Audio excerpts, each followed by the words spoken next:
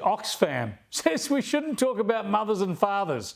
I mean, what are we trying to do? Just completely deny science now? I know what we're trying to do. We're trying to erase the importance of mothers and fathers. And they've done this 92-page guide under the pretense that, this may offend trans parents. Number one, you probably won't come across many trans parents in sub-Saharan Africa. And number two, it doesn't change the reality. I don't really know who would be offended by the term mother and father. You need a mother and father to make a baby. You may call yourself transgender, but that doesn't change those biological facts, unfortunately. You're still talking about sperm and an egg there. They can't get around it, I'm afraid. It is just bizarre. Now, I've got to get your thoughts on Harry and Meghan as well. I noticed they're claiming that they have to run away from the paparazzi now. I would have thought it's the other way around. I reckon they're chasing the paparazzi.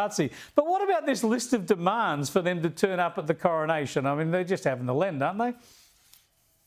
Well, it really is a mess, to be honest, because first of all, many people were wondering why the king invited them to the coronation in the first place.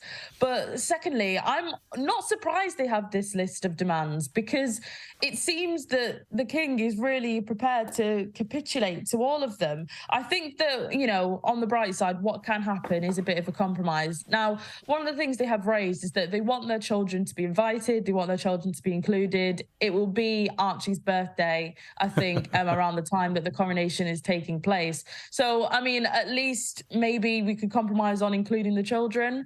But in terms of them wanting to be on the royal balcony, it's likely that will be reserved for working royals, and they chose to step away. So, sort of need to deal with that reality. Of course they can bring the kids. It's just ridiculous. They should lure them in there for the coronation and then lock them in the Tower of London for decades to come. Thanks for joining us, Dominique. Appreciate your time.